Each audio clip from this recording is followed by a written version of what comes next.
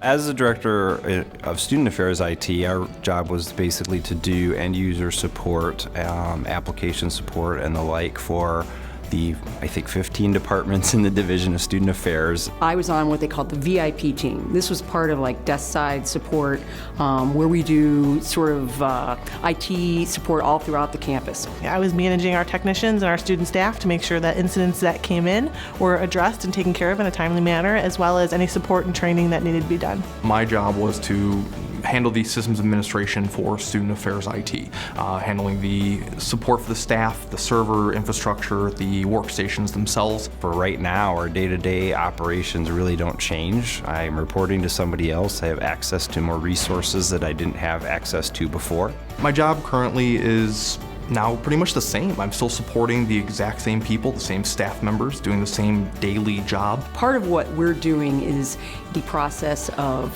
standardizing how we support IT. It's a lot more having a conversation with the customer and understanding their needs and identifying their needs and figuring out solutions for them. Before, it was just reacting to a situation, fixing it, moving on. The situation may recur. So now we're trying to be more proactive and prevent issues from happening in the future. One of the really great benefits of the consolidation that I've experienced is working with other technology-based staff. So I've had the opportunity to make those connections and benefit from those resources, as well as learn a great deal. The great thing about the way it's done now is we've dedicated our entire day to any IT issues that they have here in the Adelbert area. Seeing it from this perspective, we are working out of one building and a certain base of customers that is not changing. We're talking about 100 people versus potentially thousands of people. A topic like consolidation certainly brings up a lot of fear, I would say. There was a lot of unknowns, which of course in turn makes you very nervous, makes you unaware of what the future holds. At the very beginning, they were very adamant that everyone is going to still exist. You still have a job to do. We still need you to do that job. We just need you to do it with these added resources. Really what we found is, in the end, we're the same team. We have more members of our team now, and what we're doing seems slightly more important than it did. As a group, as a whole, we are building something that's going to revolutionize the way that we do service here.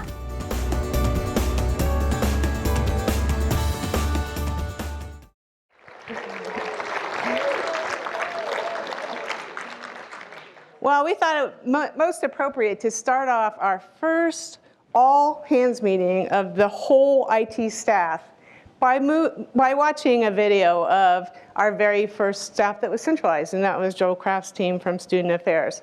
And I think it's most appropriate to be able to welcome today President Snyder and Provost Bazelak to our meeting. This is a first for me and our organization. I know some of you that were in schools had the privilege of hearing them before, but it's a really nice way, I think, to start out this whole new organization and making sure that everyone is comfortable with what's going on in the university, as well as just being able to ask questions. So we're going to start off with President Snyder.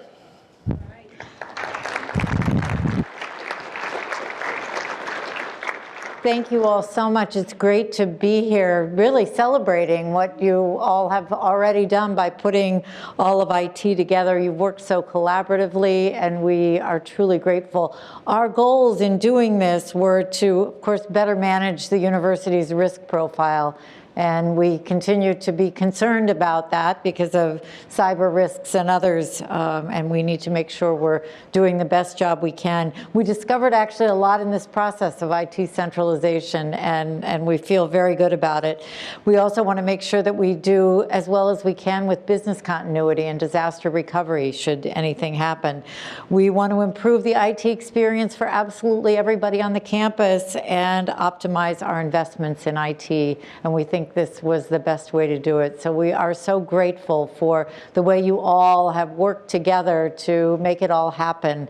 And we're really proud of the early results and look forward to many more great things to come. I also want to say a special thank you for the extra hard work. I know you work hard every day, but that you did in helping us navigate the RNC this past summer. So it was an experience. and Cleveland really shone, and I think it was a good thing, and we learned a lot in that process as well.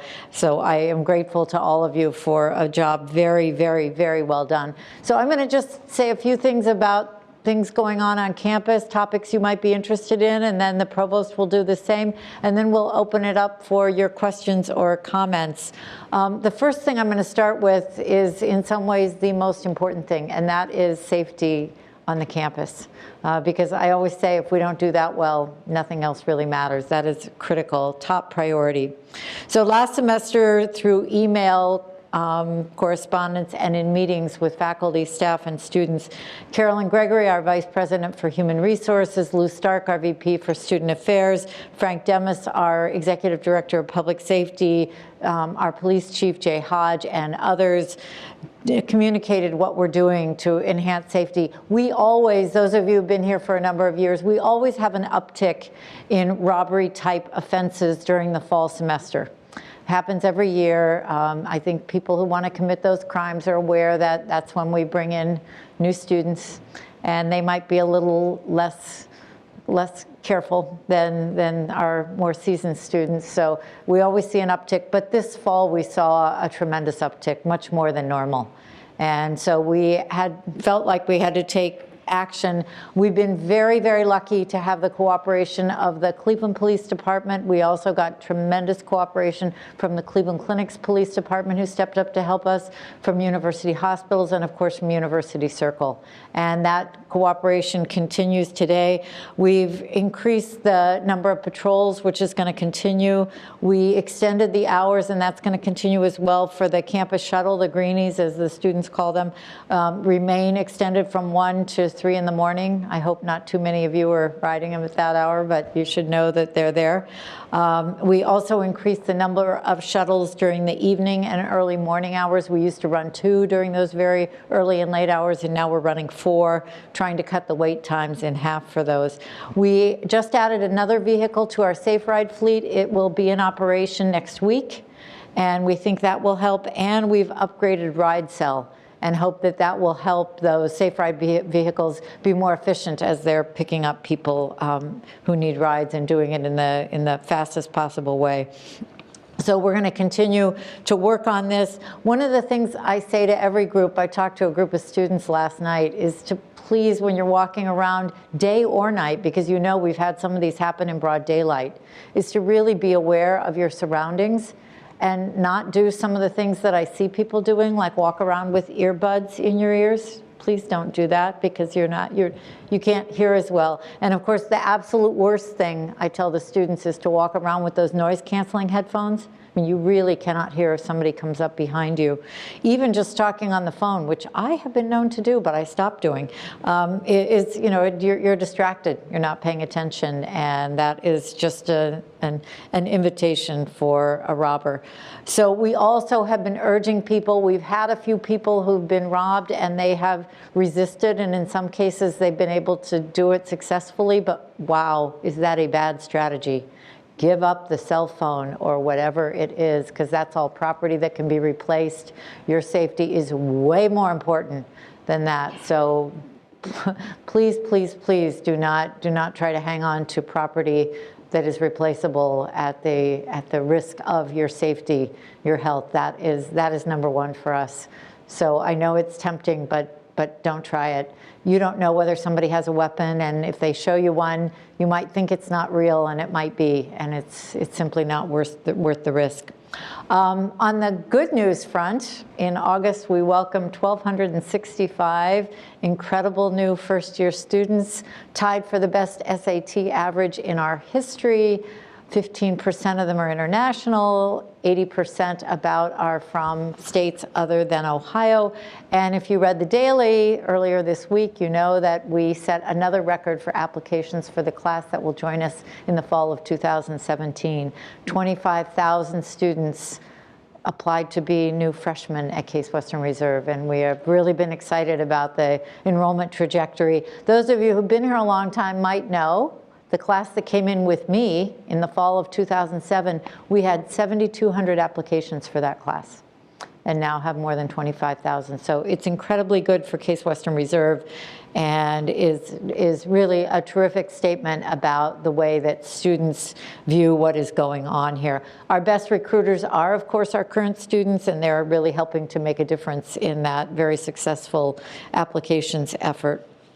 Last fall, we learned that we maintained our number 37 ranking. We had been at 41 and went up, but we stayed at 37 for another year. And that was a little discouraging because we've been doing a lot of the right things, but rankings are a lagging indicator. Still, we think we have a lot more work to do so that U.S. News, using its process, will recognize what we think is our tremendous value.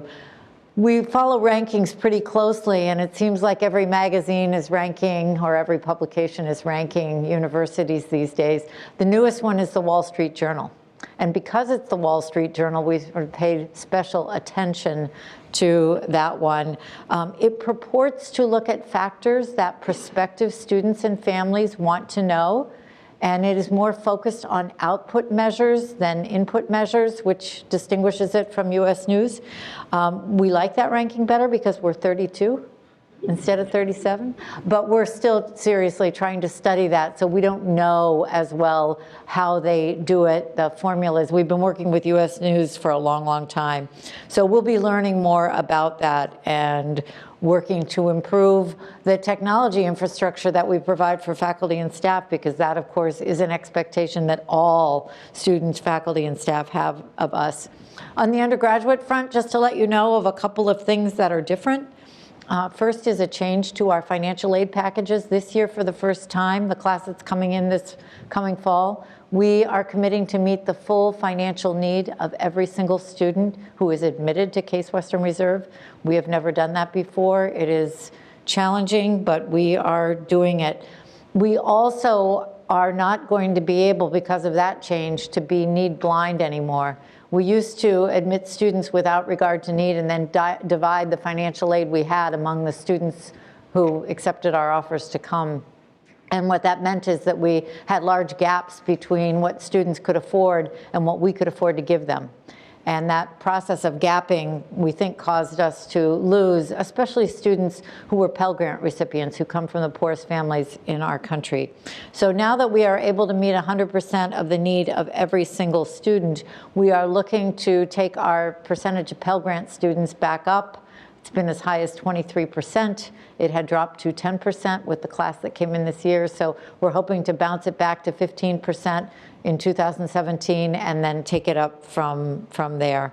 That also has enabled us to do some things that we could never do before, including engaging with the Posse Foundation. So those of you who know, it is a group a nationwide foundation that seeks to support students who come from high poverty urban core areas in select cities around the country. We had to pick a partner city. We ended up picking New Orleans. So, and these students come in cohorts. It's part of what Posse believes in, hence the name Posse Foundation. They come as a group, a posse.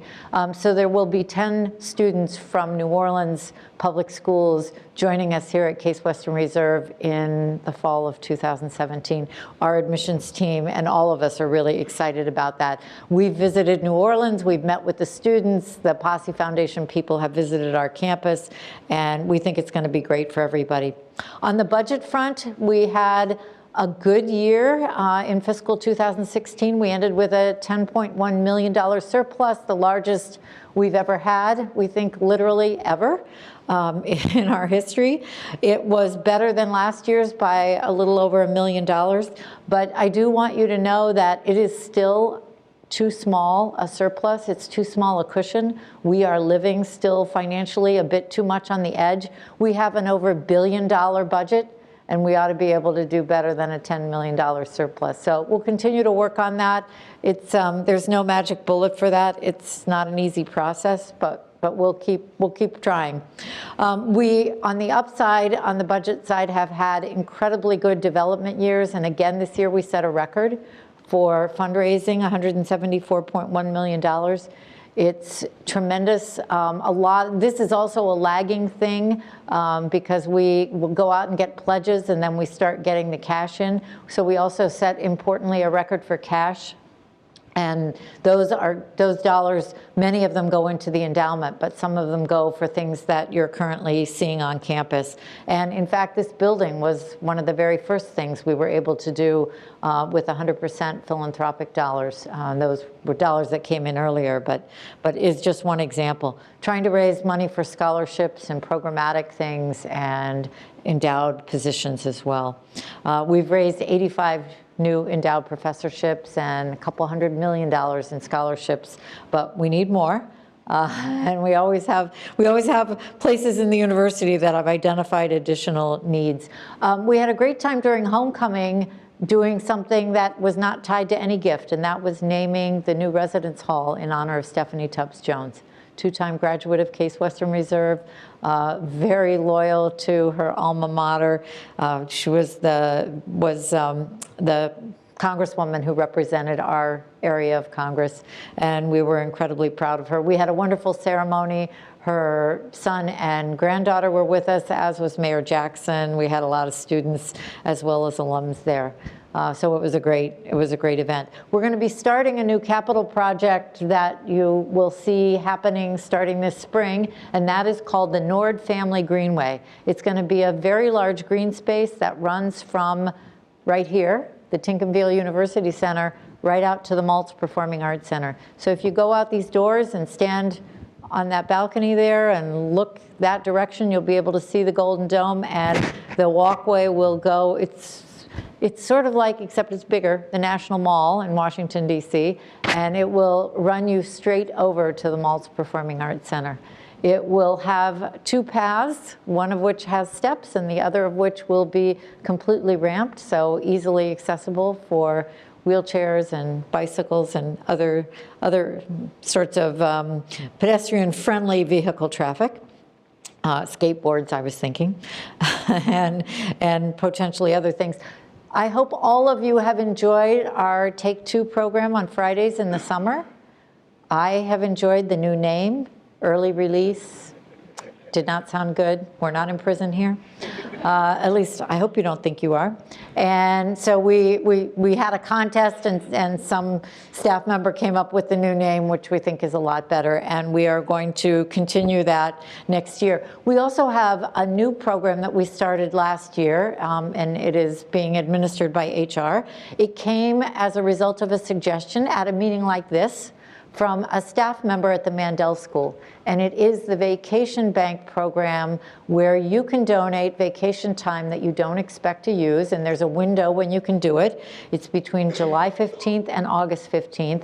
And employees at Case Western Reserve who get catastrophic illnesses and run out of sick time can use that to supplement the sick time they have when they need it.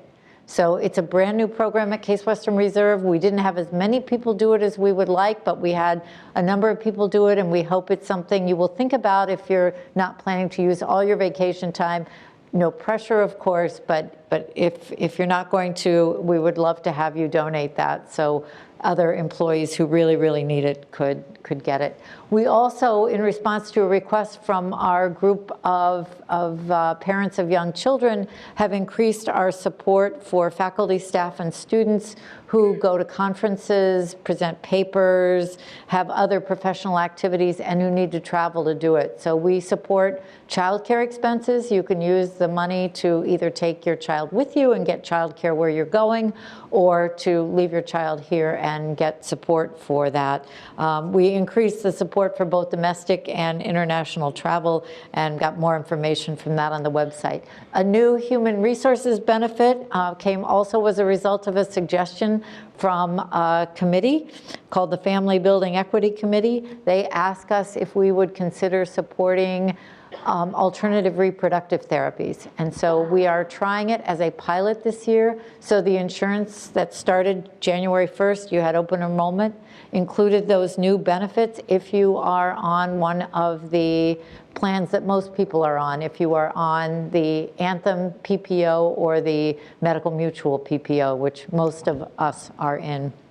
You can get coverage for IVF and IUI if you need it, and we have some limitations. Doesn't include infertility drugs. There's a 50% coinsurance, but previous to that, we paid absolutely nothing. And so we think it's going to be a great pilot. We are treating it like a pilot because we've never done it before. Our actuaries were unable to give us good numbers about how much it might cost. And because we are self-insured, we need to make sure we're being financially responsible. But those benefits are available in those plans. One other change is that we have changed the paid parental leave policy to make clear for staff that it includes foster care. So if you have a foster child living with you and you need to take off to take that child to medical appointments, for example, that is now covered under our sick time policy, and we want to make sure that people are aware of that. Foster children have already and always been covered under our health plans, and that continues. But we had not made it clear that they were covered for staff in that way. In June 2016, our board approved something we've been working on for about 5 years now, tobacco-free policy. We will go tobacco-free as a campus on July 1st, 2017. Everybody may not be equally excited about that, but we are really working hard to be a healthier campus community, and we think that's going to be a big part of it. Elizabeth Click, who is a faculty member at the Francis Payne Bolton School of Nursing and is the medical director for the university, is leading a bunch of committees that are responsible for implementing that change. I hope you all have paid attention to the online compliance training program that was launched in the fall. You have until March 31st to do it. We're trying to get 100% participation. Unlike prior compliance training programs that were geared toward particular subsets of employees, this one is for everybody. And it covers things like diversity, financial transparency, honesty and integrity, and gives you places to go for additional resources on any of those topics. For the 5th straight year, we received a recognition for diversity from the Higher Education Excellence in Diversity Award that is given nationally by Insight Magazine. We are proud of that work. It is never done. It continues. Largely, that was due to what we've done with Diversity 360. I hope many of you have already engaged with that program, and if you haven't yet, it's not too late. I hope you will do it. At this point, let me turn things over to the provost. Bud.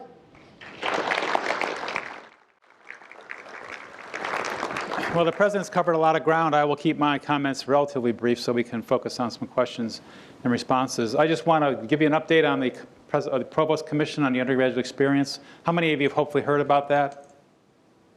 We got to get the word out better, right? This is an activity. Actually, some of you may remember the PQ that was done about, well, in the late 90s, early 2000s, that really developed some of the programs we have today. And for example, SAGES essentially came out of that effort. It was a faculty-driven process that really looked at what do we need to do in advancing undergraduate and supporting the undergraduate education and living experience here on campus.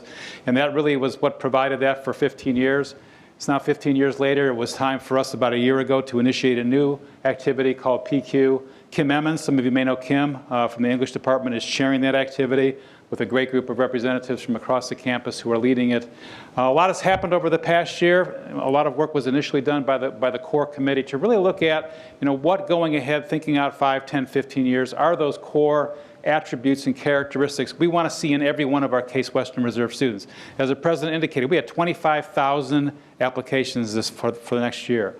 As you probably have seen over the past recent years, we're bringing in absolutely outstanding students from around the country and around the world. We have the obligation, the responsibility to provide them with an absolutely outstanding education. So the PQ is we're looking at what do we need to do to change, to improve, to build on our strengths, moving that forward and preparing our students, and really, again, looking ahead 5, 10, 15 years to develop that program. Over the last year, we worked a lot with faculty. There were open forums, faculty, students, staff, to really look at what are those attributes we want to provide. Obviously, issues and attributes like working in a community, critical thinking, problem solving, a great broad learning experience. Even though many of our students come in a very focused area of, I'm a materials engineer. Materials engineering, the responsibility, as all you know, to be successful in life and career is really to have a broader educational experience, to have a broader appreciation for these things. And so part of it is really trying to understand what do we need to provide our students? So we've really looked at that. We've developed some core principles, some core philosophies there, have discussed those with the faculty. We'll continue to refine those. We engaged a group called the Art and Science Group, which really came in and they're a consultant and looked at what are the attributes that potential students find attractive here at Case Western Reserve University. We actually pulled faculty together, had the core group of the CUE create some ideas which we thought were very innovative. Some of them were very innovative, and it was very interesting how some of the ideas we had, how what we thought students would find attractive, were not so attractive, and others which we were not sure about, they have found attractive. One of the results of that was not only understanding the importance of our core academics, our core curriculum, our programs, or the details of our curriculum in the schools, whether that's in arts and science or engineering or nursing, or Weatherhead. It's really about the importance of student life and the broader student experience here on the attractiveness of our campus. It's amazing. I was surprised thus, because a lot of times faculty in particular will think, well, what's most important to a student is what is in the core curriculum, the courses they take. That's not necessarily the case. So really it's that broader experience. And so we've divided the CUE group up into some working groups. We have appointed those working groups at this point. They are now moving forward, and the areas are, one of those areas, obviously a very important one, is what we call the core curriculum group, and that is looking at SAGES, for example, which is our current core curriculum, and what do we need to do to enhance that? They're really looking at it from a clean sheet perspective. Do we need to really rebuild from the ground up? Do we need to do something different? You know, my philosophy, as I think I've already articulated, is that even as an engineer, I need to have a broader set of courses. I need to have how we structure that, what that core looks like, is part of the activity of this working group. But they'll look at SAGES, they'll redefine it, they'll reassess it, maybe they'll change it completely, maybe they'll just tweak it in some ways. But that is a very critical group and comprised of faculty. The second working group that's working on really pedagogy. You know, what do we need to do? And this is where, you know, frankly, IT and, you know, comes into all these. Information technology is the enabler in all the areas I'm going to talk about, but particularly I think in the area of pedagogy, the work that Tina's doing, and many of you in terms of course development and course design. You know, what do we need to do to, and how do we utilize the enabling power of IT, information technology, to enhance what we do in the classroom, to create entirely new pedagogies and approaches to teaching. You're doing a lot of that already. You've been doing it with the flipped classrooms and with many of the other advances. And this group, which will utilize many of you with ideas as we build this forward, is really to design our courses of the future. And these are courses that are both what I would call what you might think of as somewhat traditional courses in the classroom. These are courses that would be maybe online courses for students on campus, and of course online courses for students off campus, which is a growing area here on our campus. So this pedagogy group is one where I'm really hoping, and we're trying to assemble our most creative faculty, our most creative staff to get together and really design the classroom of the future, the classroom experience of the future for these great students. Third area, which has been a challenge for us, is around mentoring and advising. You know, if you were to ask our students from the day I got here when we did these surveys, what are one of the most challenging areas? What are the areas you see to need the most advancement in our university? It's around advising and mentoring.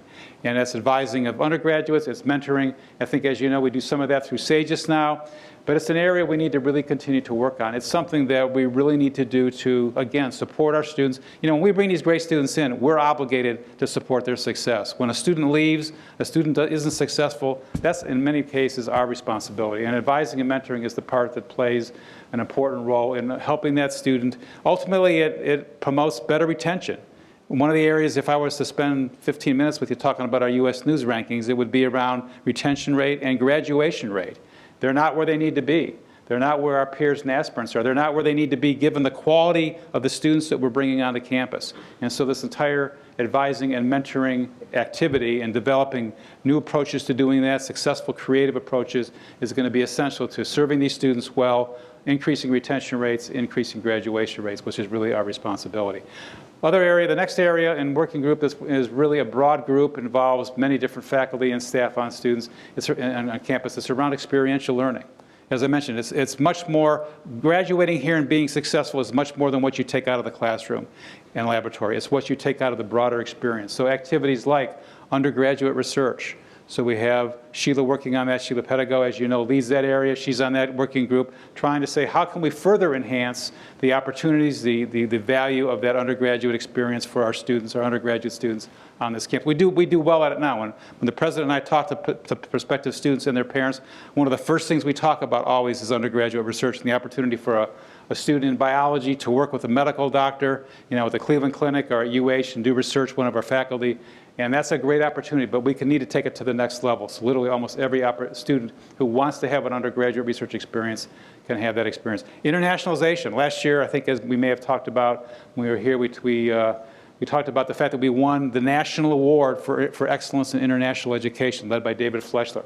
Another area of experiential learning where we've really ramped up the number of students who take advantage of that program, the quality of those experiences, but we need, again, to take it to the next level. And so this experiential learning group, co-op experiences, interns, but being creative, looking at sending a group of students, interns, on an international internship at a company in India or in China. Those are the kinds of things that we're looking at that really are going to be of value to our students as they move forward.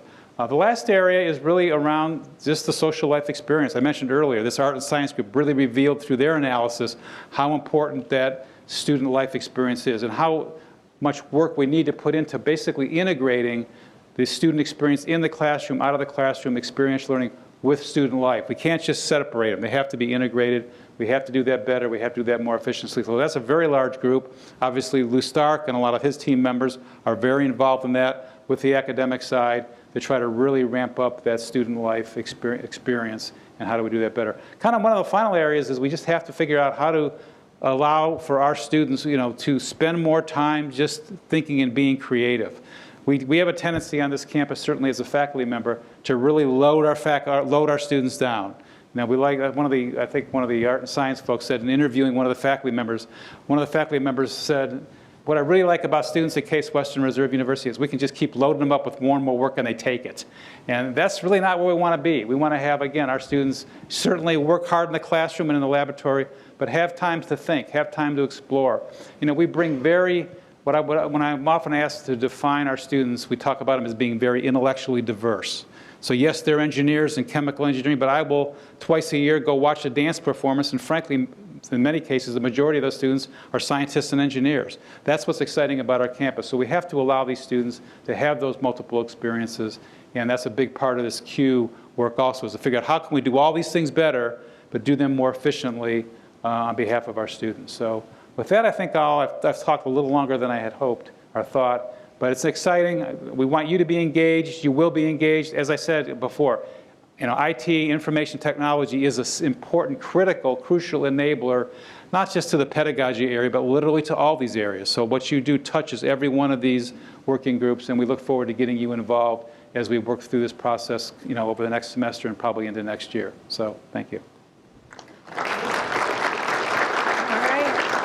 We're happy to take your questions, your comments. Tell us what you think you want us to know.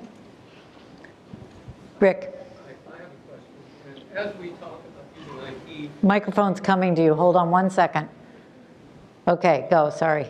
as we're discussing using IT to enable our faculty, staff, and students and moving forward, bringing us together is great. I highly support this.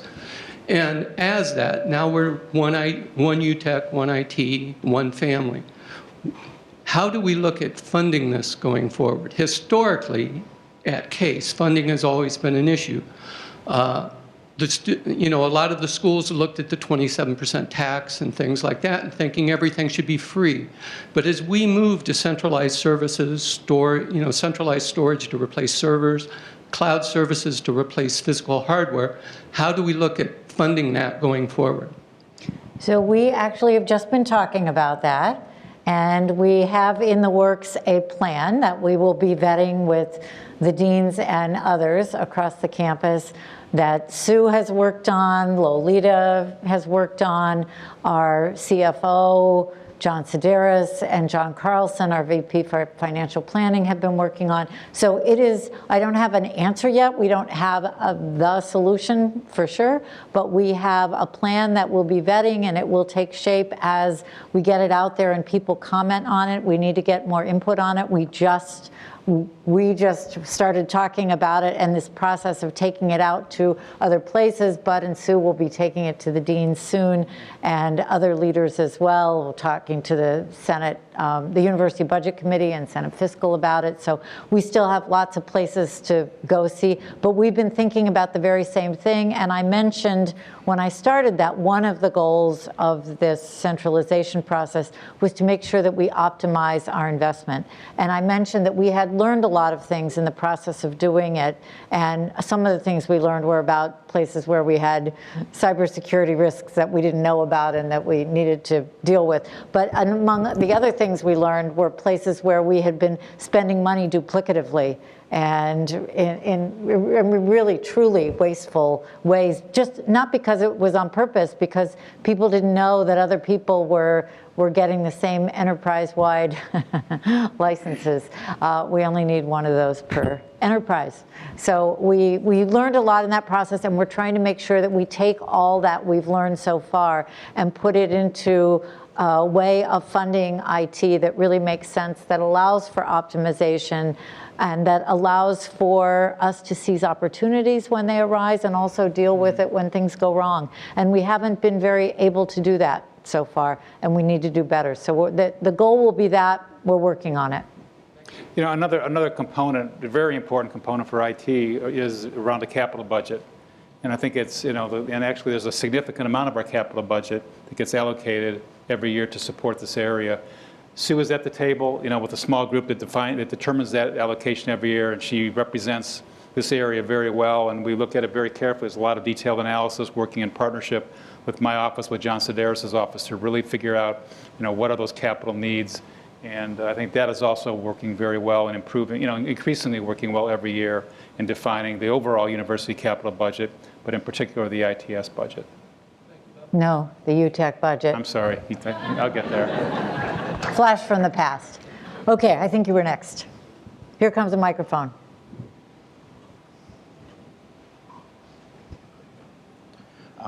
Stepping all the way back to the beginning, you gave some numbers about the university budget. So irrespective of IT, an issue I became aware of a few years ago is the university's long-term debt. It was, a few years ago, it was a scary high number, something like $500 million, plus or minus 20%. And no, it was $600 million, and it's still a pretty scary high number. Okay, and so basically my question is, with these razor-thin, you know, surpluses we've had the last few years, are we actually making any progress paying down that long-term debt? So we just did a refinancing, which helped with some of it. The debt problem started in 2004 when the university doubled its debt from about $300 million to about $600 million at one time.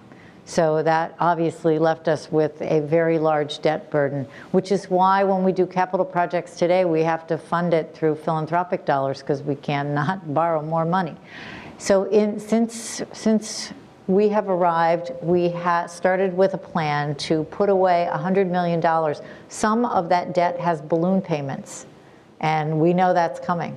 So we have set aside so far $94 million of the $100 million that is our goal to put away. We have done really well. That is one of the reasons that our surpluses are low. It is painful, it is difficult, but it is necessary because we have to be able to make those balloon payments when they come due.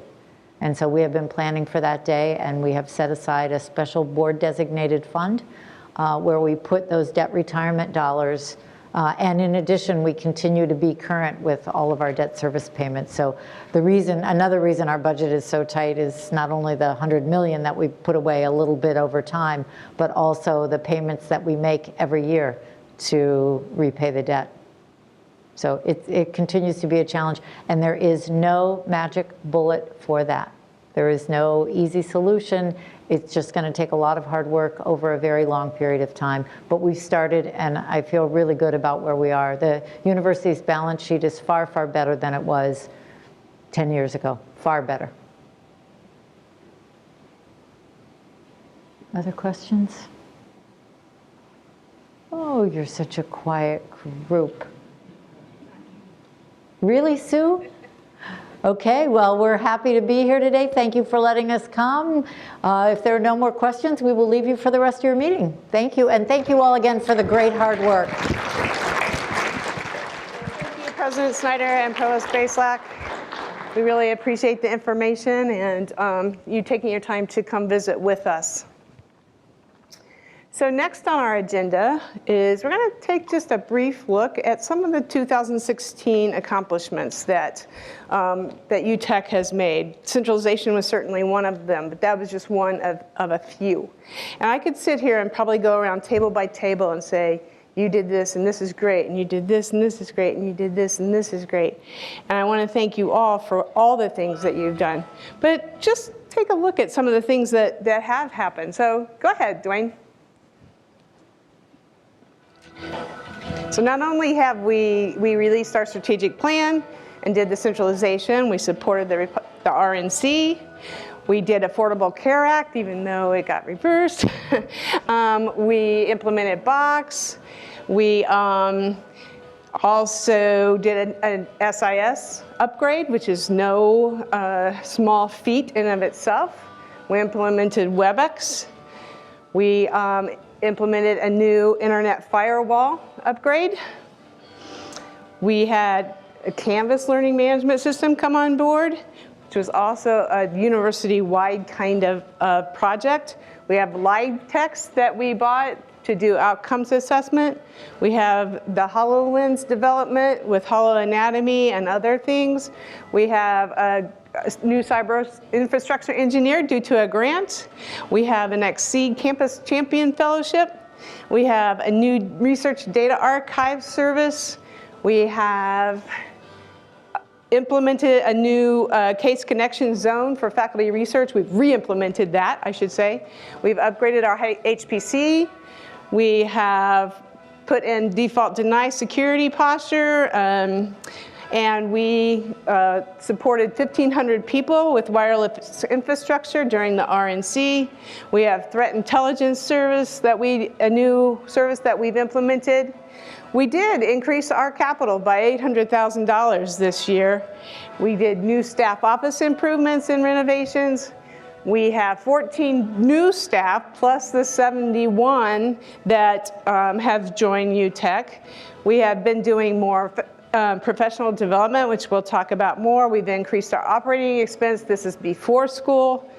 We have, actually, we were one of the very largest donations for Charity Choice. And I missed that last one. Whatever it was great. Okay. So anyway, I just wanted to take a moment. Sometimes we don't take a moment and just think about, you know, what is it that we do? I mean, you hear them stand here. You hear the president and provost stand here and talk about all these things that we're doing as a university. And really, every one of you do things that actually make those things happen. You might not sit at your desk and think about that every day, but I think it's really good for you to hear these things and know them. It's part of your professional development to know what the goals and what the university is doing, and it's really good for you to hear how you impact this. You hear them say, you are in everything we do. And we are. We're in everything we do here. And so I think it's just really great to sit and just reflect a moment. And that was only a tiny portion of all the things that really happened during the year. That's because I just told each senior director they could give me 4.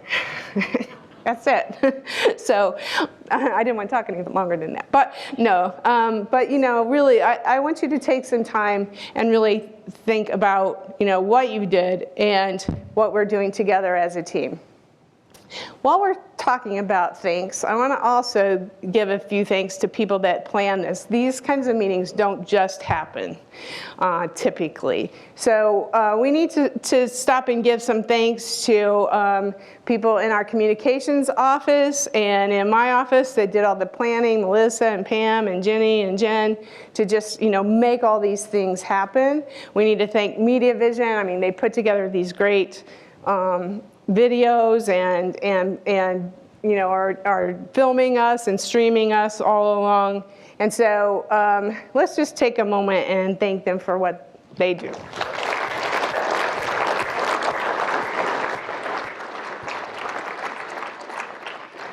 So next up, we're going to do an update on centralization. And before we do this, though, I want you to do one thing for me. So we've been here now for almost an hour, not quite. I want you to stand up. I want you to go find somebody you don't know and introduce yourself. Okay? Go.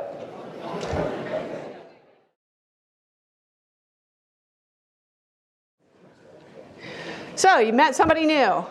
I met two. How about that? Overachievement. But so we're going to talk a little bit about centralization, where we are now. We'll have some time for questions, and then you have the agenda in front of you as to what else we're going to be going through. So I'm not going to read you the slides, but this is we really got some real quotes. We didn't go to Eileen and stick a microphone in front of her face and say something nice. But, it's something that we are trying to collect. We're trying to collect these stories. We're hearing that we're one of the first that have really successfully done this. So, we're trying to say, this is our story. We're trying to help others. We get calls all the time from all kinds of universities saying, how did you do it? What are you doing? How did you do it so fast? And so I think we have lessons that we can share. We'll share at EDUCAUSE and we'll share at other places as well, that we can help people in other universities learn how to do this. So, just yesterday, the RUC universities, which are all the research universities, sent their CIOs communicate daily almost. And so, one of the questions is, who's centralizing? How are you doing it? Almost everyone has some version of centralization going on right now. So we have a lot to share. We've learned a lot. We've learned by doing some good things. We've learned by on-the-job experience a couple of times. But I think all in all, we have really made some impact. We've moved 71 people. And this is not necessarily an easy feat with HR rules that we have. I think, we've had meetings, Lolita, Mike, Cubit, Roger, others, myself.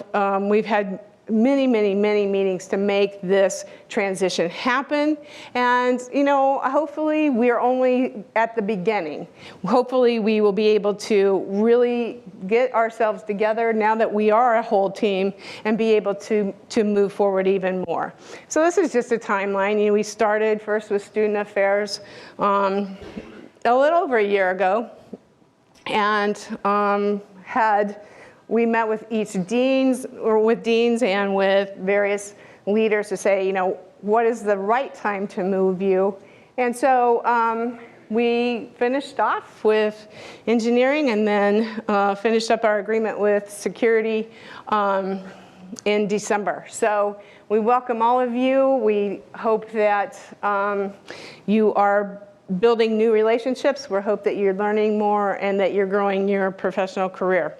This was a little bit hard. It was just really to see who came from what area to look at this. But what are we doing for personnel next? We're really looking at ongoing communication and engagement. What we did last year with all the communication is not going to stop. We're going to continue the same kind of thing. We're going to continue to communicate. This is not something, those of you that have worked for me now for a couple of years understand, you don't get to sit there and I get to tell you what to do. No. We all have brains and they're very valuable and we're all going to use them. So we have multiple brain power, not just one person thinking. So we've got to engage at a broader level and make sure that we are really fulfilling the goals that were set out for centralization to begin with. We've been working on a skills assessment tool. I got a preview of it a couple of weeks ago. It's coming along well, and we'll talk about that in a little bit. But it really, I think, will help us understand not only what you can do, but what you want to do. And then we really have to look at what is the culture we want to create. Again, sorry, I've talked a lot today. Again, we need to create a culture that will thrive here. Not one that just, pardon the pun, but old farts like me want to have happen. No, we need to have a culture that will help you grow and that will help us deliver services in the best way we can. We have some core values, which you'll see in front of you there, and we're going to make some awards around those core values. We'll talk about that in a little bit. But we have really looked at and thought through how do we want to emphasize this culture and how do we want it to grow. So you're all part of it. You're all part of making it either a very positive growth experience or a negative growth experience. So I think we need to really think through that and help each other to make this a really good place to work. We have a service management group of people that have put a lot of work in to really look at what the current model is that we want to do with service management, developing larger organizational models, those kinds of things, what kind of platform we want, and really looking at what is the best way we can serve our customers. This says desk side, but really, in any, I don't care if it's face-to-face, on the phone, in the email, text, I don't care how it is. How is the best way we can serve? How can we get people as productive as possible as quickly as we can? So, a lot of times service management is all based on a tool. I don't care what tool it is. What I care about is how the service is delivered. It's not really, the tool's not going to be anything that is really value added for the university. Thousands of universities have these tools. What we need to do is how do we use them, how do we implement them, how do we get them into our processes to really be able to serve people the best way we can. So we have a couple of other quotes here from Tron and Tom about their experiences of moving servers into the data center or virtualizing them, the data centers, I should say, and the way that we have been able to work with them to get those servers moved. So we've identified more than 700 servers so far that are we want to either relocate or virtualize or put in a cloud service. Thus far, we've only moved 45 and we've decommissioned 21. And that's because there's a lot of things that go in front of being able to move those. So this is just a picture. You can see here, this is a typical rack that would be in a school-based building or something like that. This is more of our data center, one of our data centers. We actually have two here. We have an external one that houses our secure research environment.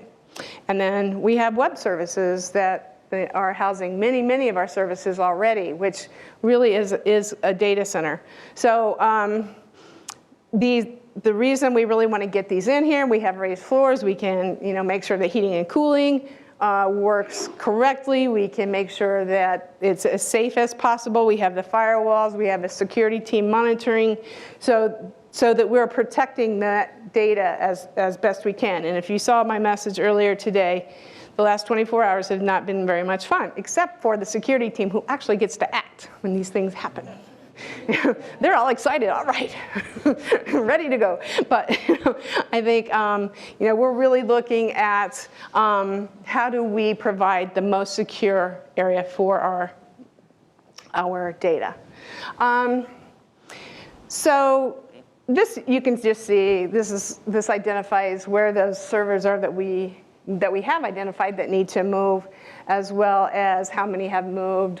We're also looking at what square footage we will save by implementing this. It's not huge, but we're always looking for space. So if we can give back 5,000 square feet, that's a pretty big area that we can give back that we can use for labs or study spaces or offices.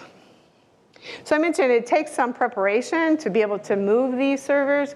We have to do scans, we have to do We have to validate the DNS. We have to do our firewall rules. We have to do new IPs. We've had to clean out the data centers. We had to, move stuff around in order to make room. We had to check out to make sure we have enough power, we have enough cooling to be able to handle those things that are incoming. So we think that we'll make some great progress here. 400 of the remaining servers are in engineering. And so, it will actually start to move. We'll move it in 3 phases, as you can see here. And then the major phase is scheduled to begin right after commencement, right after graduation. So that'll take care of 400 of those, and that'll quickly get us way over half. So with that, I wanted to just turn this over. What questions do you have? Yes. Do we have mics? Maybe the microphone people, you should stay in the middle, and that way you can go in and out. So let's say someone in your school has a server that's not your IT department's, and you want to strongly encourage them to bring that under the UTech umbrella. What processes are in place for tattling, I guess? Where's Martin? I think the best way to do that, Catherine.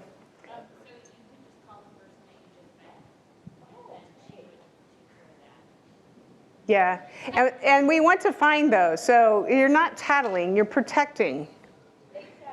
So don't feel like that it's a tattletale. No, you're protecting. And if we haven't identified those, then those are the most dangerous machines we have, really. So yes, just please contact Catherine, and we'll get those taken care of for you. What else?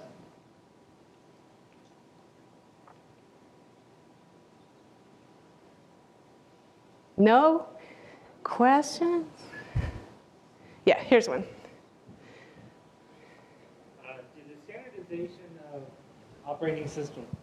Does the standardization of computers as we move forward apply to labs where they're still using outdated Windows XP machines to run lab instrumentation? And is there the security threat therein? Well, I may not be the best person to answer that question, but I'll take a shot. And if you guys, those of you who are experts, think this is wrong, then stand up and tell me. So we have to have operating systems that are supported and current. If they are running a piece of equipment and that's the only operating system then we need to figure out how not to have it on our network or isolate it. So you can move that network so nobody else can get to it or something like that. But no, the standardization, there's nothing that was given to us for centralization that says, you're responsible for only these computers. We are responsible for technology on this campus. And we cannot allow any kind of risk that we know about to happen.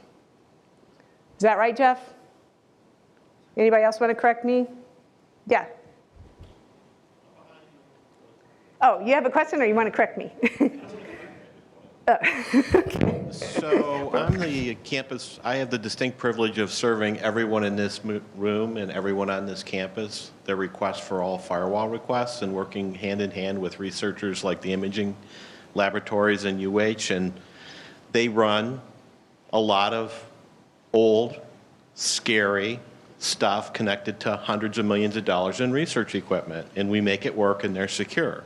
So don't be afraid of surfacing that risk for us. We have solutions, we have plans, we have processes to let everybody do what they need to do. So Captain Electron Microscope in the corner of the lab that has this Windows XP, has this Windows NT351 box, it can be captain of its own network segment and it'll be fine all on its own. Thank you. Appreciate that. Other questions?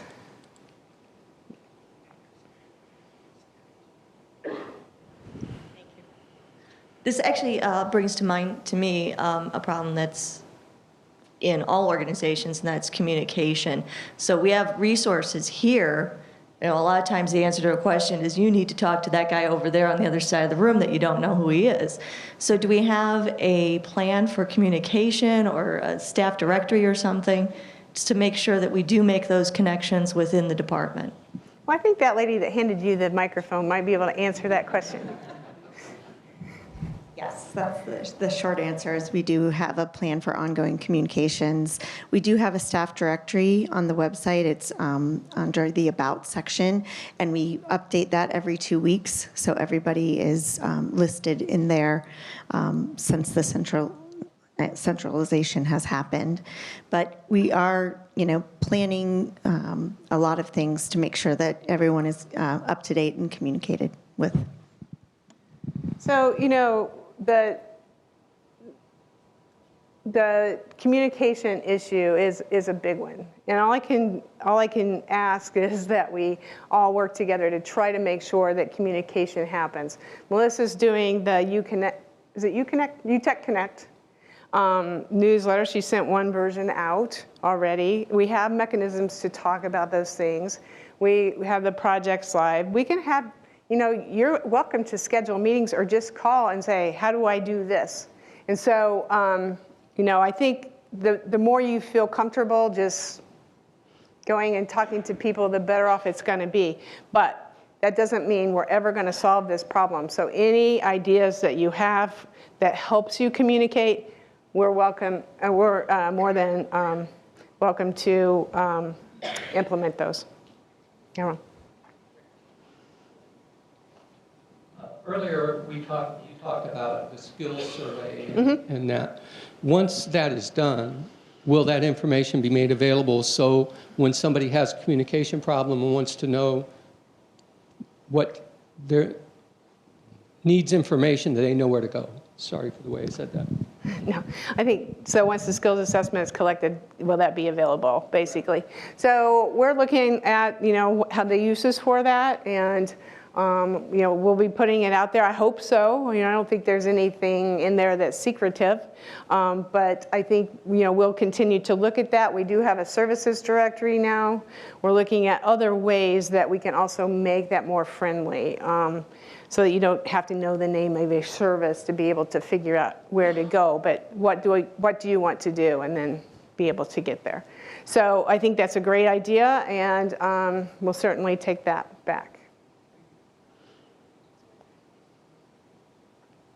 I know in the past we talked about having a more defined service catalog and service managers. Has that been discussed as well as something possible?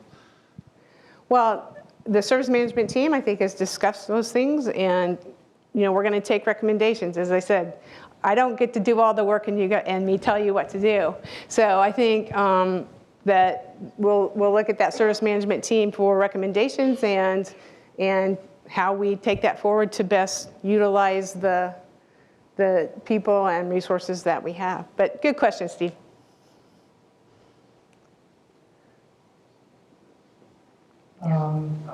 I had two questions, actually. The first one was, can we watch the video again where Joel looks super dorky?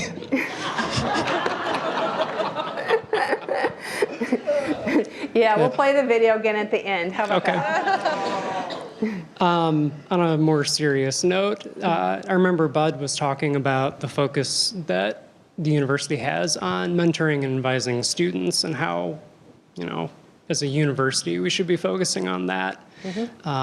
Especially with a lot of the projects that are being generated out of the centralization effort. Is there a central focus on bringing more students into UTech? If not for, long term, at least for single projects maybe that would be important to their education? We've talked about that. And I think, again, if you have a need for students or something that you can use students to do, or even you just want to mentor a couple, it's great. Bring it up, do it.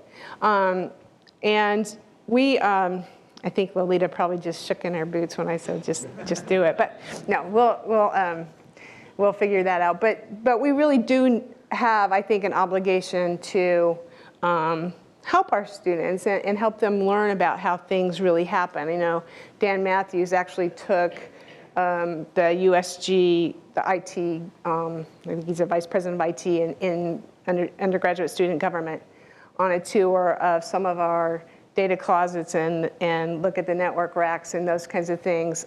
He's a computer science person, but you know, if you aren't working in IT, you don't really understand what happens, and then it's really a miracle that any network ever works. So, you know, I think those kinds of experiences are great to just say, you know, do you have interest? Do you want to know something? I had a student contact me this afternoon after my message went out at noon and said, what happened? Can you tell me what happened? What really, you know, and I'm like, I can't tell you yet, but, you know, contact me in a couple months and we'll have a discussion. So we need to make sure that we are teaching, advising, helping students outside the classroom, and sometimes just helping students have fun. So, you know, that is one thing. I don't see a lot of beer pong tables here, and, you know, I came from the biggest party school in the US, so not that I think they should. Don't quote me on that. But, you know, I don't think that that's the way necessarily to have fun. But I think, you know, they can have a lot of fun with technology, and we need to help them, you know, help them be able to do the things that they would do in their home at any time. Other questions? Okay, thank you. So we will continue to talk. I think there's a lot of good things that will happen in the next year. We have already started to look at, you know, what are our opportunities and threats? Where are we strong? Where are we weak? What do we need to do to go forward? I know Roger met with all of the centralized managers and talked about, you know, what are our opportunities, what do we need to do? A lot of things around culture change, finance, other topics around just when are we going to change? Okay, now what? And so we're going to have to work through those. One of the things I want to remind you of is that we made the change, we made the personnel. We've got a lot of machines to move. We need to concentrate on moving those machines, and we're working on how to get that financing all straightened up. In the meantime, we need to learn, and we need to learn as a group. We need to learn as leaders of this group. What do you do? How do you do it? Who really needs what? Who really is special? Who really does need to do these things? So we're not going to rush to make what we think might be an efficiency happen in the HR realm. So we're going to take our time to learn and learn how we take this thing forward. So that doesn't mean if you see something that you think could be an efficiency, or you could work together in different ways, or you could help each other out, that doesn't mean don't do that. That means bring that to us. But I really want to make sure at this point we don't move too quickly without proper knowledge of what that movement really is.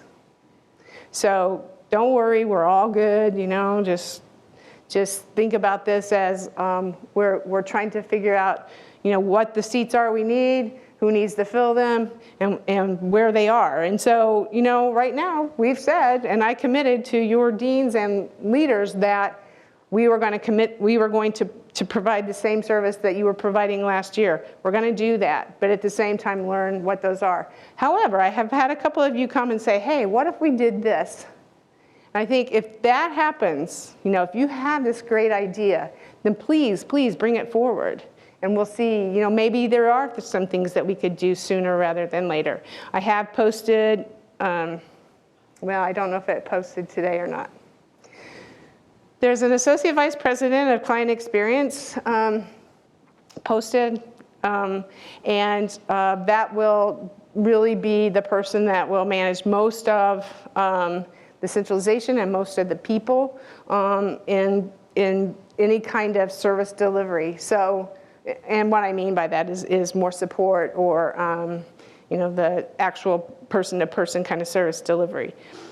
It is posted. I hope to really make a hire so that we can get started on this April or May timeframe. In the meantime, I really thank Roger for stepping in to help lead this, and Lolita in her role, as well as and Colleen in her role, as well as everybody else that has really helped out as we move this forward. So we're not going to stop the conversation. No, I can't read your minds. I don't think Roger or Tina or Tom or Lolita or anybody or Colleen can read your minds. So if you have thoughts, please bring them forward, okay?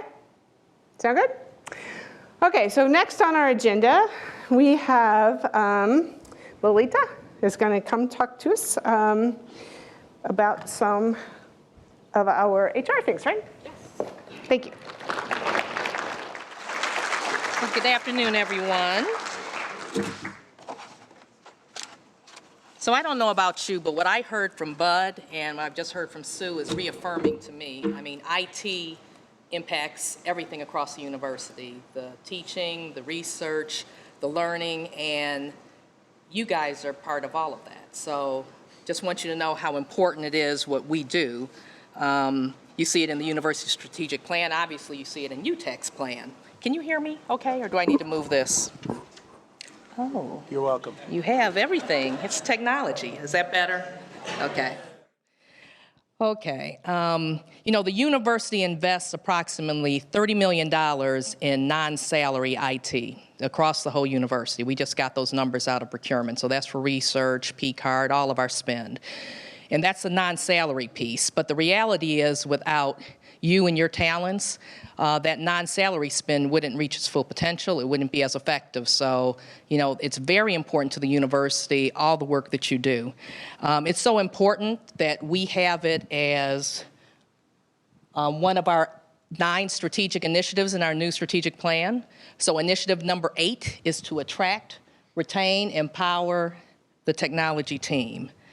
So we obviously understand the importance of attracting the right people with the right skills, but what's even more important is retaining all of you.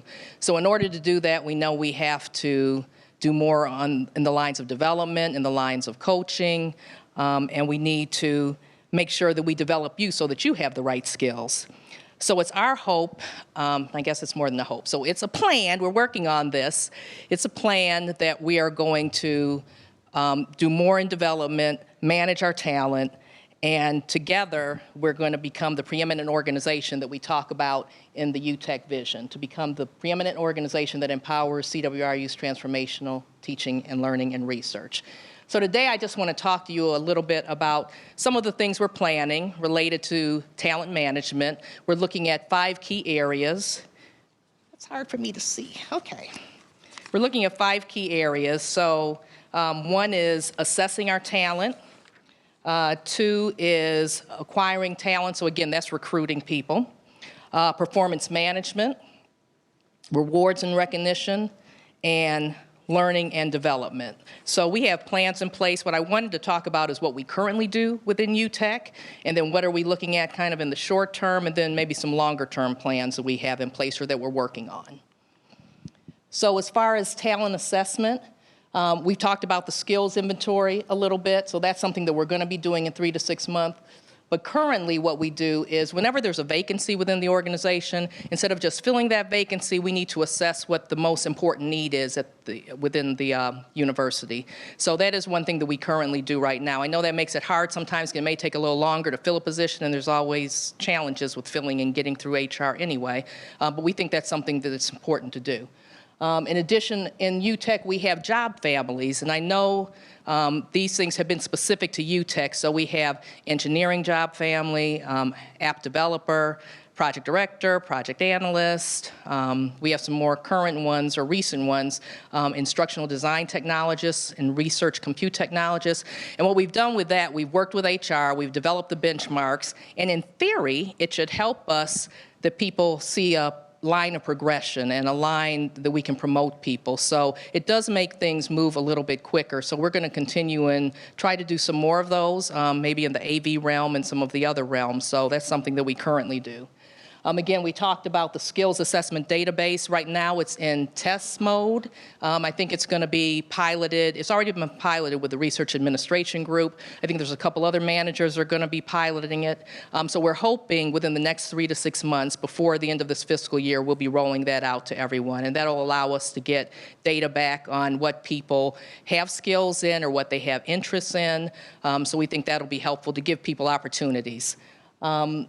Retention and attrition assessment, that's something that's ongoing, and quite frankly, I think we do a better job of understanding why people leave than why people stay. So I think that's an opportunity for us. So we need to really work on that to understand why people are staying here at the university and within our organization.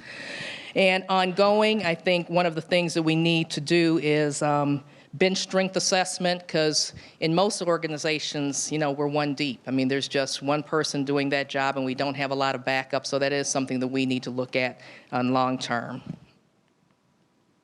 So talent acquisition, again, that's hiring the right people for the right jobs, recruiting, also providing an engaging and welcoming onboarding process, and creating opportunities for talent mobility and promotions. So onboarding, I have to give a shout out to Linda Lazaro. I think she does a great job with our onboarding process. Woo, woo, woo, woo. Okay. Linda, stand up, Linda. Everybody should know you, but okay. Anyway, so Linda's back there.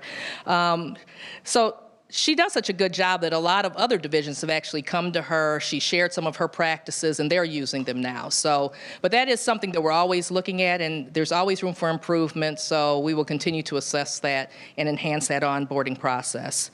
Something that when we went through the More Leadership program, one thing that we found interesting, they said that when you're making a hire, you really have to look at that as a $1 million investment, which you don't really think about that because you think about what the annual salary is, but really when you think about the person's probably going to be here 10 years or so, it's going to cost the university about $1 million. So it's just really important that we take the time and hire the right people. Our future plans include formalizing a promotion process, working with HR to improve the process to recruit and hire, expanding our outlet for job searches. We do a little bit with that now, but from a social media perspective, I think there's opportunities for that. And also marketing UTEC as an employer of choice, and that's something that we can use you guys for. If you can help, share information with your friends when there are openings, that will be helpful. We are going to make sure that we inform you all of UTEC openings. That's something we want to put on the website. That's something we've heard from you, that you're interested in knowing whenever there's an opening within the organization or division that you know that it's out there. So we want to make this an automated process, so we're going to work on that. I don't want to put more work on Linda, but we're going to work on that and make sure that you know that that's happening. So the next one is performance management. So that's providing timely feedback, also making sure that people know what their goals and objectives are so they can be successful in their job and the division will be successful. Right now we do annual performance reviews with self-assessments in UTEC. I know some of the other organizations that just came in or the staff that transitioned in were not doing self-assessments. The other thing we do is we have all of our performance reviews at July 1st. So right now we're working on bringing everybody on the July 1st timeframe.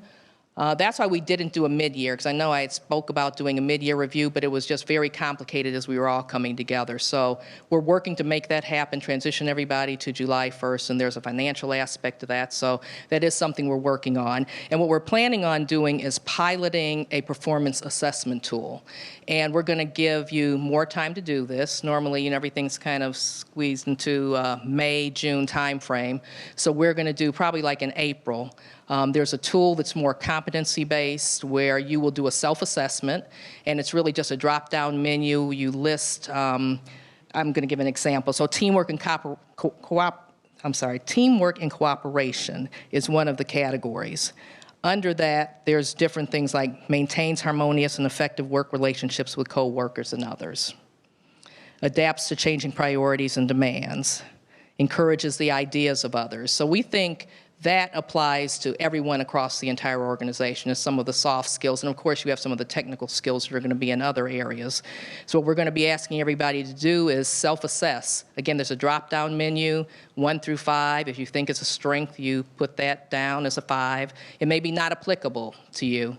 And then that information is going to go over to your manager. And what we're really trying to promote is conversation, coaching, discussion. So it's not, in the past we had very verbose self-assessments where people wrote. And I mean, it was good, but this is a little more objective where everybody's kind of being assessed on the same things. So it's something we're going to pilot. We're going to seek your feedback afterwards to see if it works for you and see if it works for the organization. We're probably also going to seek feedback from the schools, especially on the directors of IT that just transitioned from the schools, so they can give us feedback on your teams and how we're doing and supporting them.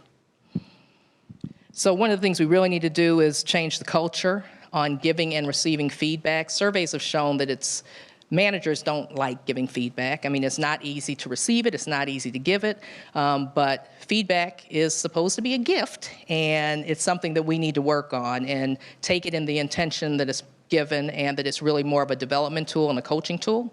So that's something that we're going to hopefully change the culture in giving feedback. Rewards and recognition, this is definitely an area that we are going to be working on and definitely an area where we need some improvement.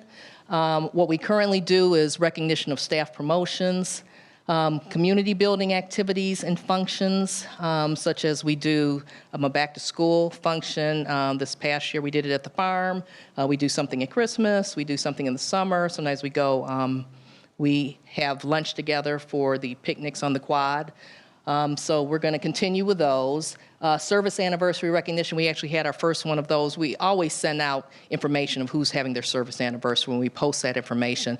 But we had a lunch this week for the folks that were celebrating their 5, 10, 15, 20, 25-year service anniversary. So that was the first time, so we want to continue that.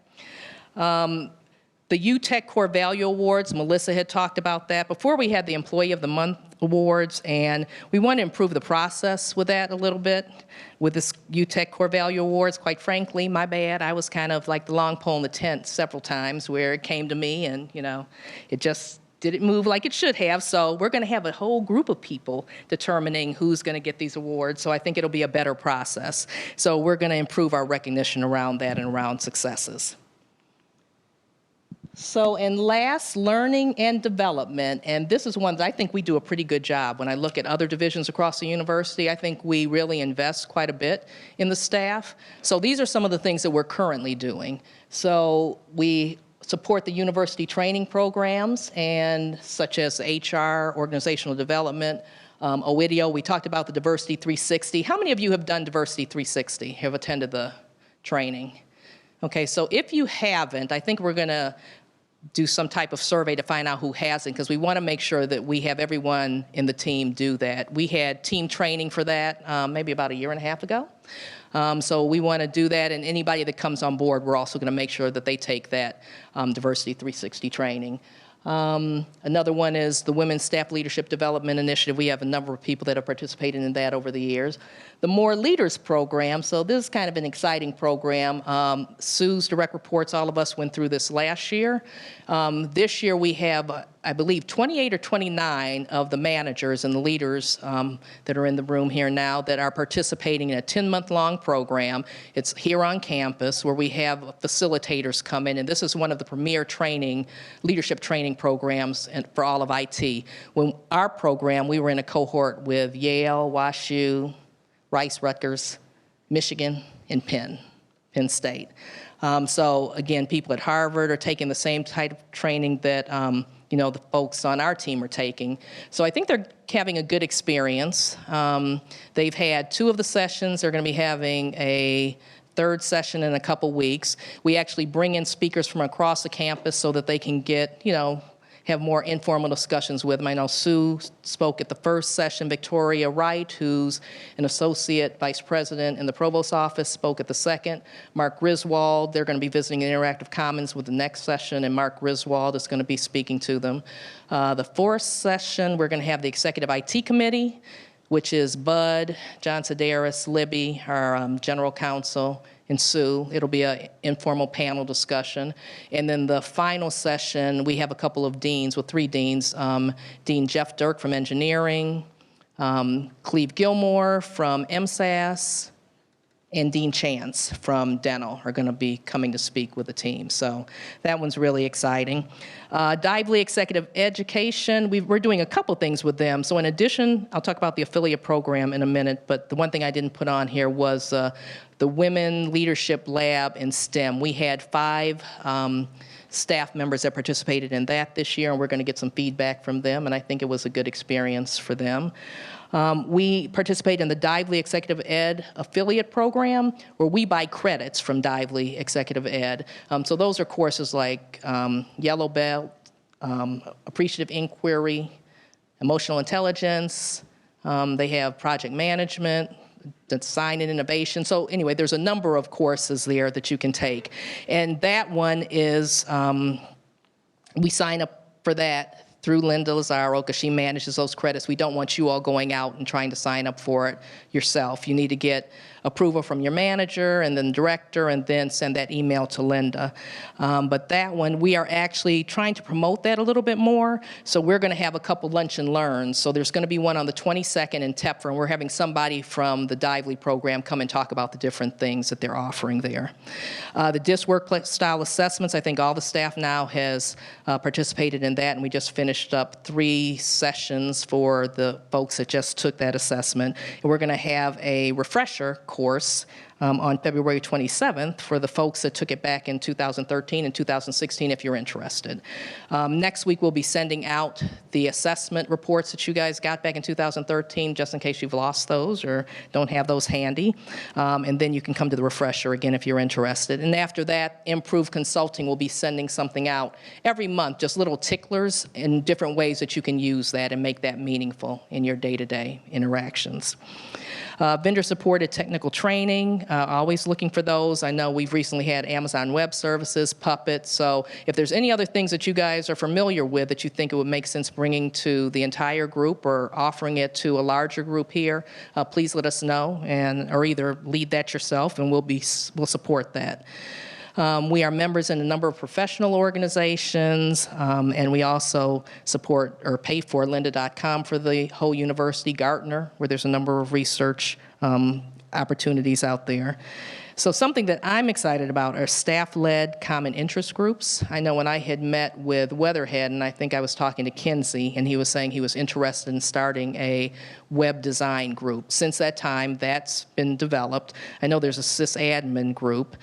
But if there's other people that are interested in birds of a feather or getting together with people that do the same type of work as you, please initiate that yourself. I mean, I'd be willing to support lunch a couple times a year or something like that, but really I think it's good for you guys to talk about some things that are going on operationally and then make recommendations to the leadership team. So someone from Desk Side Support had talked to me about that recently, and there's Desk Side Support in all the different schools, and I don't know if you guys really even know each other. So I think that would be a good opportunity for you, and we definitely support that.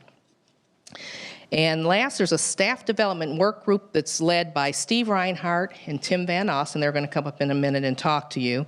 But they're also looking for additional people to help out with identifying development opportunities. So again, we want to expand involvement in the staff development work group, expand participation in the Dively Exec Ed program.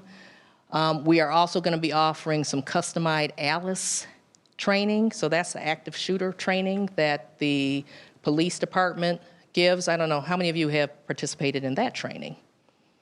Okay, so what they were going to do is go to the buildings where we have a large number of IT staff and customize training specifically for those locations. And then they'll also do one that's more general. So that's probably going to be in April because they have to go and do the assessments, in the next couple of months. So that's another thing that we're offering. We're going to have a UTech staff development website. So this will make it a lot easier. It'll be kind of a one-stop place. I mean, there's some we're working on now. It's not there yet, but it will be one place where you can go and find out all the opportunities for training. Because right now it's by emails, and that type of thing. So this will make it a lot easier. And I think Steve and Tim are going to talk a little bit about that website and what it can do.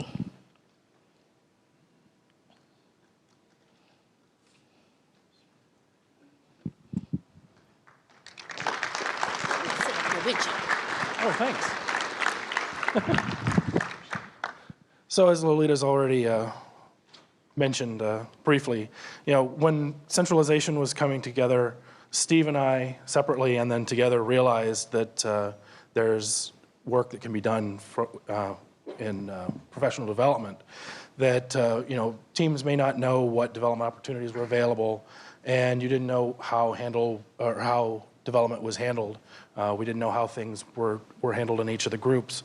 So the first thing that Steve did was pulled the consolidated groups directors to find out how they handled development, how they handled a budget, how much training, what kind of resources they used. We also were driven by the fact that we heard concerns that there may not be as many development opportunities after the consolidation as there may have been in your groups before. So the things we focused on were focusing on what training is available and providing a way to make it easy to find. And then we want to expand the opportunities based on the needs and requests that come through. So Lolita's list gave you a broad overview of the items that are available now. They are available to many of us, or to all of us. And Steve then will talk about the steps in putting together, making it easy to find. All right, so we created the start of a web page for development and training opportunities for all UTech. What we did was start with what's actually given to new employees, which I started 5 years ago and had quickly forgotten that there was this handout that had 3.5 pages of opportunities. So we consolidated on one web page. It's on the UTech website, utech/internal/training. We'll share it via email along with some more information about what's on there. It starts with general programs that are available. There are some videos about the tools that are available to us, as well as some of our service management methodology that we've implemented over the last couple of years. We also have a collection of UTech-specific training opportunities on there, like the lynda.com links are there. We are also going to start rolling out relatively quickly within the next couple days, weeks, a new tool called ABC Sign Up for event registration that will let us send out registration links for classes. So instead of doing it all through email, we're going to redo the CAPS program registrations as well. So it'll go through ABC Sign Up. ABC Sign Up is nice because it's also being done by the HR department for their professional development program. The Siegel Lifelong Learning Center is looking into using it. We use it for Case Learns at the library. And each person who uses it, and everyone at Case has free access to it, can self-report as well as track all of the classes they've taken across all of the ABC sign-up events on campus. So we're looking to push this out to be more of a standard tool for the entire university, and we're eager to see how it works for us, for our UTech, both for free classes and classes that have a cost, but we want to track who's coming and who's on the wait list. So additionally on here, we're going to have, as was mentioned earlier, UTech job postings are going to consolidate on here. As we've all seen, the HCM module has jobs available and you can go in there and look. But we thought it would be easier to just have a simple frame that would show you all the job openings on a single clean page with the title, and then you could click on it and go and find the details in HCM. It doesn't require anyone to manage that page. We'll do it with some simple scripts into the HCM module. But we hope it will make more of the opportunities available to us who are looking for promotions or opportunities to grow within the division. Additionally, we talked about the large initiatives. We've heard from a number of people that it's hard to find out about things that they can get engaged on. So we've talked about listing or linking from here a number of the key initiatives that are going on, like the Data Lake / Data Warehouse project or the Canvas project, some of those larger initiatives that staff may be eager to get engaged in or find ways to grow their involvement in strategic initiatives for the university.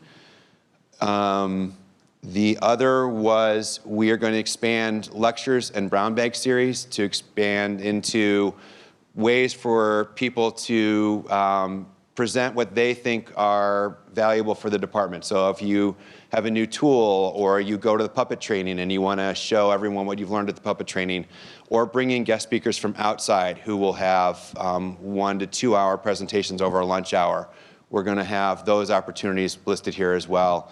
And Tim will talk more about that.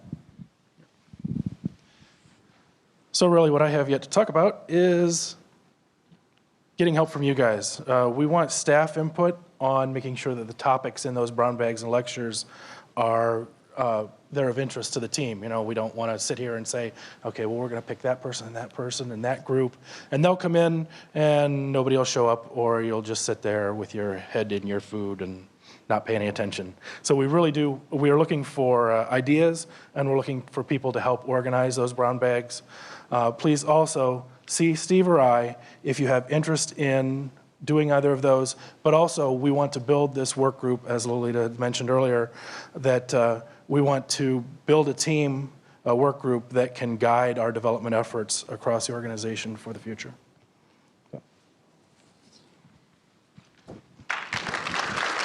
So does anyone have any questions for me or Steve or Tim?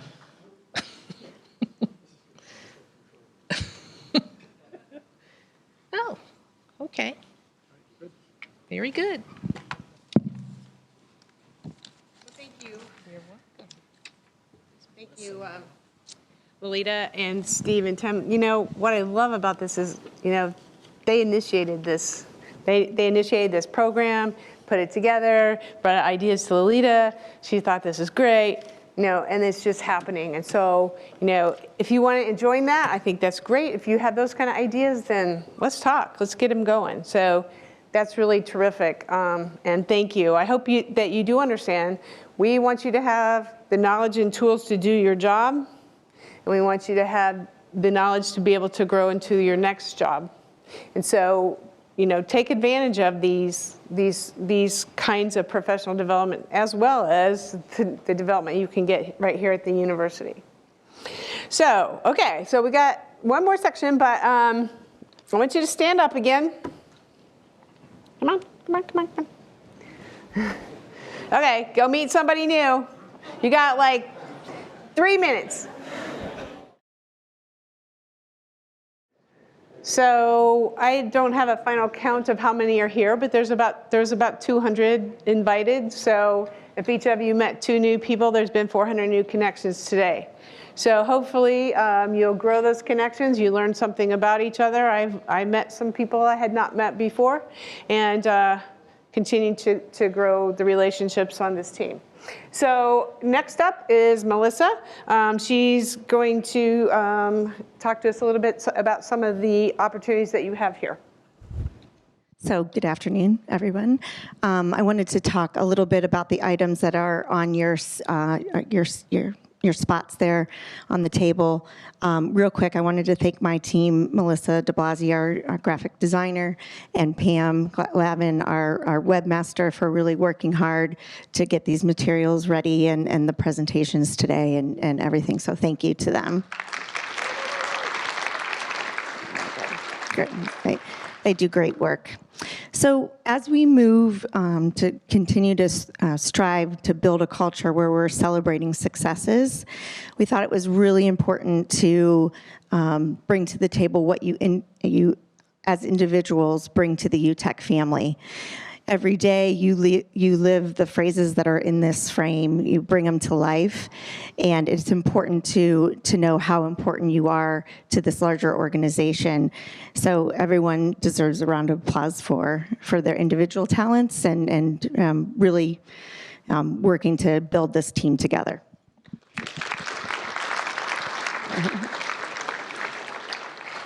Also, we have posters and wallet cards that have the mission, vision, and our core values.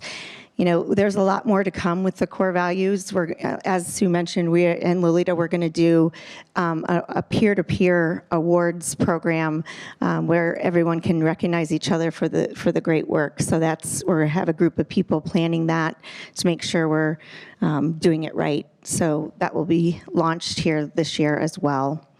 And another exciting initiative where we can, tie back everything to core values and how we're working together is we're investigating a platform for an intranet. And I think it's a great vehicle where we can all be connected through the website. So with that, I will turn it back over to Lolita and Lisa, to Lisa Previtt, to start off our retirement celebration. Okay.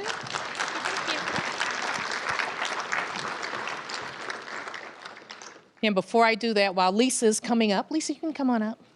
While I do that, I just want to thank everyone. Sue had mentioned that we gave more than we actually gave more than any other division, I think, as part of our charity choice. So thank you guys for that support. I also want to just note that on January 18th, Sanjaya had an article in the Case Daily. I'm not sure if people saw that, but it was thanking UTEC and the whole Case community for the overwhelming support after the massive earthquake in Nepal. And Sanjaya's involved, and I think he's actually the advisor and the president of the Nepali American Organization of Ohio and the Case Nepali Student Organization. And again, he just wants to thank the entire organization. And I guess the effort is ongoing, so if anyone's interested in giving more, please contact Sanjaya. Sanjaya, you can stand up. Yep. So we're recognizing some retirees. We're celebrating retirees. So Pat Green. Pat, you want to come up? Come on down, Pat. Woo! Woo! It's a wild and crazy group. Okay.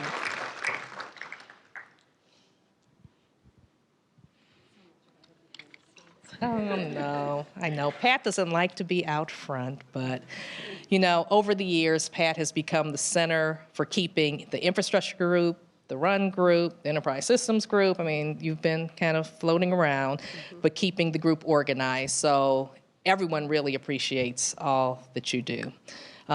We have some quotes from some of the people that you worked with, some comments they made about you. Pat's a model employee for exemplifying service excellence.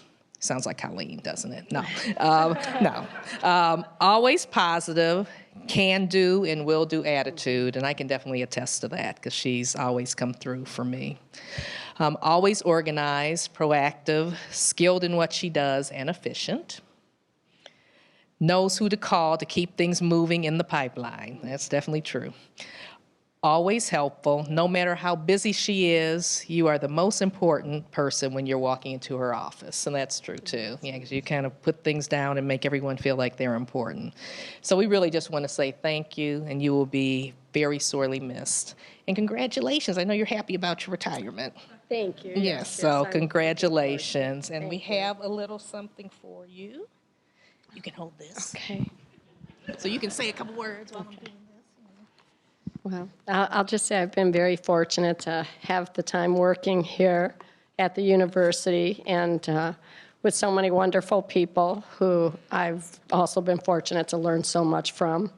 I couldn't have been as good at my job if I didn't learn as much from everybody. So thank you, and I wish all of you well, too.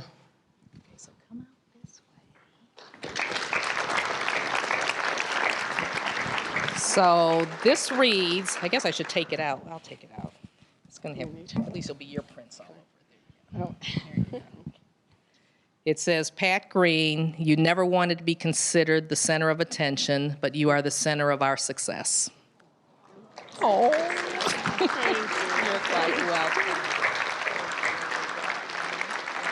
Very nice. Yes, I should put it back in.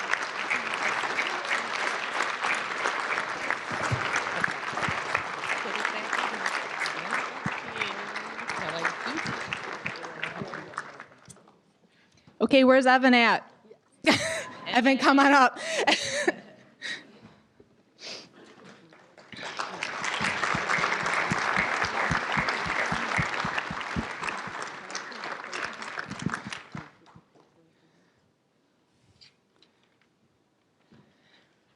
So I've had the pleasure of being Evan's direct manager for 2 years now. I didn't have the liberty to get all of the interesting quotes, but it's not hard to find good things to talk about when it comes to Evan. I guess I'll just hit on a couple things that I've really appreciated about him.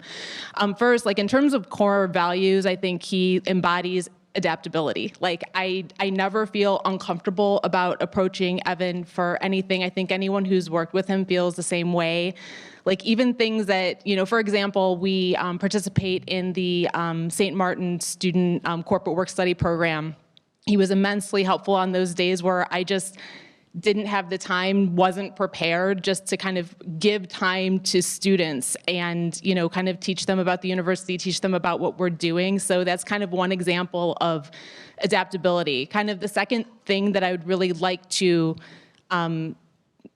express about Evan is just his ability to be inquisitive and ask really good questions. Like a good example of this, when we were negotiating the Highland contract, like he just has this like hawk eye for detail and spotting things and questioning them that puts us all like on the right path. And kind of the third thing is Evan's just a fun guy. Like, he does so many things during the weekends. He's part of like a, film club, and he's always out and about the city. He makes me feel sort of boring. So he's just kind of that fun person that you can come in after the weekend and say, hey, how was your weekend? What did you do? And he always has an interesting story. So, I think it's a sad thing for us to lose him, but I wish Evan well in his next chapter. I don't think he'll be too far away. From what I understand, Evan will be volunteering at the Natural History Museum, so we'll probably see him around. So Evan, if there's anything you'd like to say while I unpackage your... Thank you, Lisa. I've really enjoyed my time here. I can't believe it's almost 10 years that I've been working at CASE, and I just had wonderful experiences with the people here. I find your input just so enabling for me. It's just been a wonderful time. My own centralization project is on schedule, so I should be ready to implement it at the end of the month. But like you said, although I'm not going to be part of the Case Western Reserve staff, I'll still be part of the Case Western Reserve community, so I will be around, and I'll stop in and say hello. And thanks, Evan. This is a plaque we're giving to Evan saying thank you for 9 years of university technology service. Thank you. Thank you.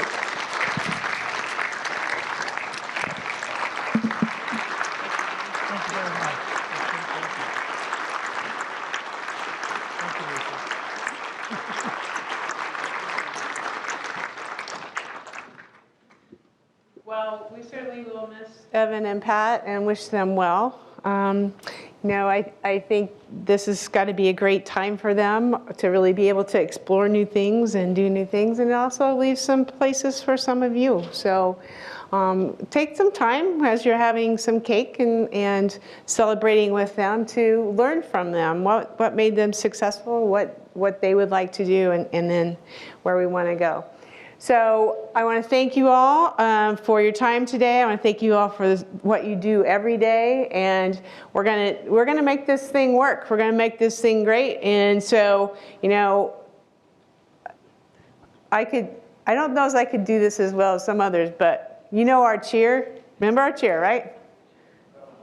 Okay, Lolita, come on. She's the cheerleader. I was the athlete. Okay, no.